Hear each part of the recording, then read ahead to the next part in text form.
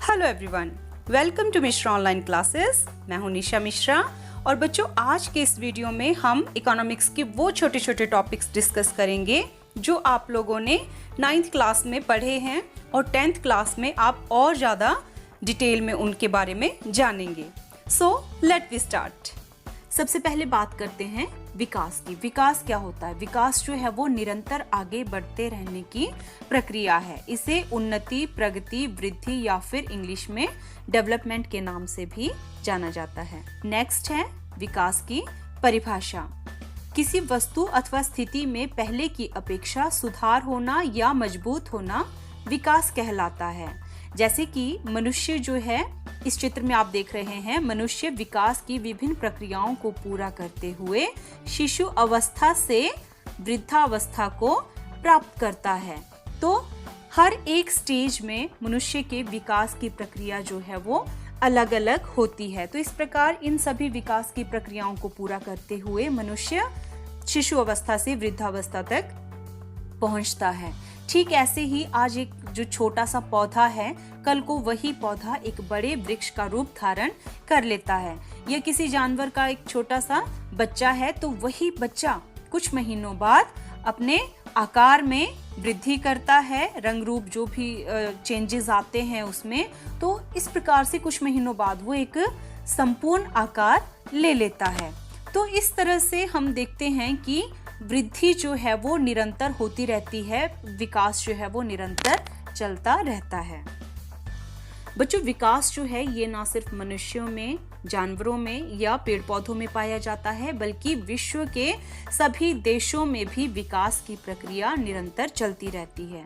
इसी विकास के आधार पर देशों को विकासशील देश, विकसित देश या पिछड़े हुए देशों की श्रेणियों में रखा जाता है। विकासशील देश कौन से होते हैं? जिन्होंने अभी विकास की अवस्था को प्राप्त नहीं किया है और विकास की तरफ वो निरंतर अग्रसर हैं, उन्हें हम विकासशील देश कहेंगे। और विकसित देश कौन से होते हैं? ऐसे देश जिन्होंने विकास की अवस्था को प्राप्त कर लिया है, उन्हें हम विकसित देश कहेंगे।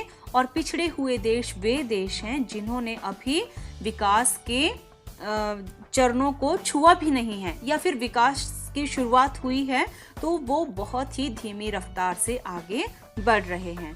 तो इस प्रकार से विकास के आधार पर इन देशों के विश्व के सभी देशों को इन 3 श्रेणियों में बांटा जाता है। और बच्चों, आपको पता है भारत इनमें से कौन सी श्रेणी में आता है? जी हाँ, भारत इनमें विकासशील देश की श्रेणी में आता है। और भारत जो है पिछले कुछ वर्षों से काफी तेज गति से वृद्धि कर रहा है और वो दिन दूर नहीं जब भारत भी विकसित देशों की श्रेणी में शामिल हो जाएगा। अब प्रश्न ये उठता है कि किस देश को हम विकसित माने और किस देश को हम कम विकसित माने। मान लीजिए किसी देश में तेल के बहुत ज्यादा भंडार है, जैसे सऊदी अरेबिया है, तो वहां पे लोग भी बहुत अमीर हैं। और दूसरी तरफ साउथ अफ्रीका जैसे देश हैं, वहां पर खनिज के बहुत ज्यादा भंडार हैं लेकिन तेल के भंडार कम है या नहीं है। तो हम इन दोनों में से किस देश को ज्यादा विकसित माने या किसको कम विकसित माने? तो इस समस्या के समाधान के लिए विकास के कुछ मापदंड निर्धारित किए गए हैं। इसमें सबसे पहले विश्व बैंक ने जो मापदंड स्वीकार किया है वो है आय। विश्व बैंक के अनुसार जिस देश की राष्ट्रीय आय ज्यादा होगी वो देश अधिक विकसित होगा, और जिस देश की राष्ट्रीय आय कम होगी वो देश कम विकसित होगा। दूसरा है यूएनडीपी। यूएनडीपी मतलब यूनाइटेड नेशंस डेवलपमेंट प्रोग्राम। इसके अनुसार विकास के मापदंड जो है, इन्होंने 3 पॉइंट्स में उनको एक्सप्लेन किया है। सबसे पहले है प्रति व्यक्ति आय। तो प्रति व्यक्ति आय जो है जिस देश की अधिक होगी वो देश ज्यादा विकसित होगा, और जिस देश की प्रति व्यक्ति आय कम होगी वो कम विकसित होगा। दूसरा है लोगों का शैक्षणिक स्तर। किसी देश के विकसित होने का आधार जो है उस देश के लोगों के शैक्षणिक स्तर पर भी निर्भर करता है। अगर वहां पर शिक्षा नाम मात्र की है तो वो कम विकसित है, और अगर वहां के लोग जो हैं वो बहुत पढ़े लिखे हैं तो उस देश का जो विकास का स्तर है वो भी उतना ही ऊंचा होगा। नेक्स्ट है तीसरा जो पॉइंट है वो है लोगों का स्वास्थ्य स्तर। मान लीजिए किसी देश में बहुत से जैसे खनिज भंडार या तेल के भंडार या कोई भी संसाधन जो है बहुत अधिक मात्रा में पाए जाते हैं, लेकिन उस देश की जो जनता है, जो लोग हैं, उनके स्वास्थ्य का स्तर बिल्कुल ही निम्न है। वहाँ पे महामारी है या बहुत सारी बीमारियां वहाँ पे चली हुई हैं, तो ऐसा देश जो है वो विकास की श्रेणी में नहीं आ सकता। तो विकसित होने के लिए या विकासशील या फिर पूर्णतः विकसित होने के लिए उस देश के लोगों के स्वास्थ्य का जो स्तर है वो भी बहुत अच्छा होना चाहिए। तो इन 3 स्तरों पर यूएनडीपी अपनी सहमति देता है कि कोई देश उसे हम तब विकसित मानेंगे अगर वहाँ पे प्रति व्यक्ति आय अधिक है, लोगों का शैक्षणिक स्तर बहुत अधिक है और लोगों का स्वास्थ्य स्तर बहुत अच्छा है, तो उस देश को हम विकसित देश की श्रेणी में मानेंगे। नेक्स्ट है प्रति व्यक्ति आय और औसत आय। बेटा ये वाला जो टॉपिक है ये आपने 9th क्लास में भी पढ़ा है, प्रति व्यक्ति और औसत आय के बारे में। प्रति व्यक्ति आय और औसत आय जो है वो एक ही चीज है। तो ये होती क्या है? एक वर्ष में किसी देश की कुल राष्ट्रीय आय को कुल जनसंख्या से भाग देने पर जो आय प्राप्त होती है उसे हम प्रति व्यक्ति आय या औसत आय कहते हैं। इसको सॉल्व करने का फॉर्मूला क्या है? कुल आय बटा कुल जनसंख्या इज इक्वल टू प्रति व्यक्ति आय। नेक्स्ट है शिशु मृत्यु दर। शिशु मृत्यु दर क्या होती है? किसी वर्ष में पैदा हुए 1000 जीवित बच्चों में से 1 वर्ष की आयु से पहले ही मृत्यु को प्राप्त होने वाले बच्चों का जो अनुपात होता है उसे शिशु मृत्यु दर कहा जाता है।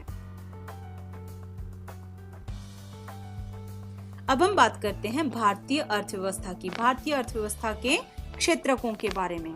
तो भारतीय अर्थव्यवस्था के 3 मुख्य क्षेत्रक हैं। पहला है प्राथमिक क्षेत्रक, दूसरा है द्वितीय क्षेत्रक और तीसरा है तृतीय क्षेत्रक। इस क्षेत्रक को हम सेवा क्षेत्रक के नाम से भी जानते हैं। प्राथमिक क्षेत्रक में वे सभी वस्तुएं अथवा उत्पाद शामिल हैं जो हमें प्राकृतिक या प्राथमिक तौर पर प्राप्त होते हैं। इसमें कृषि, पशुपालन, मत्स्य उत्पादन या फिर जिसे हम मछली उत्पादन कहते हैं, ये सारी, और साथ में खाद्यान्न वगैरह, ये सारी चीजें इसमें शामिल हैं। तो इन उत्पादों में से जैसे कि गन्ना, अंडा, अनाज हो गया, फसलें जितनी भी हमारी ये वो सारी प्राथमिक क्षेत्रक में आती है। पशुधन है, फूलों वाले पौधे हैं या खाद्यान्न हैं, ये सारे उत्पाद किस में आते हैं? प्राथमिक क्षेत्रक में आते हैं। अब बच्चों यही सारे उत्पाद जो हैं वो द्वितीय क्षेत्रक में कच्चे माल के रूप में अपनी भूमिका निभाते हैं। इन्हीं उत्पादों को मशीनों के द्वारा अलग अलग उत्पादों में परिवर्तित किया जाता है। एक एग्जाम्पल मैं इसमें बताती हूँ आपको। इसमें जैसे गन्ना है, गन्ना हमें प्राथमिक रूप से प्राप्त हुआ है और इसी गन्ने को द्वितीय क्षेत्रक में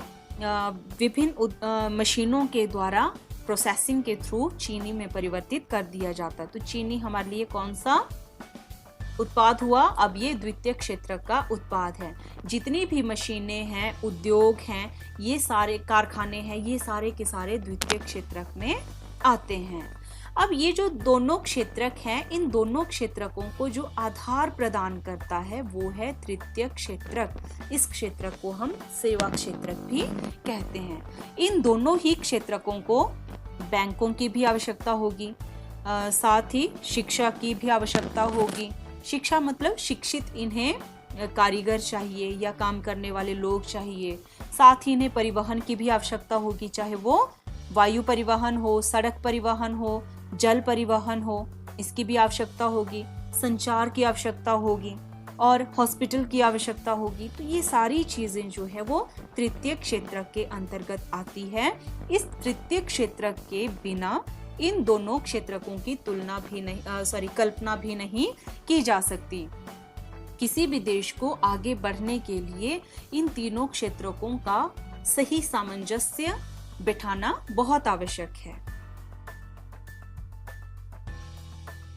इसी के साथ हमारा आज का टॉपिक खत्म होता है। कल नए टॉपिक के साथ आपसे फिर मिलेंगे।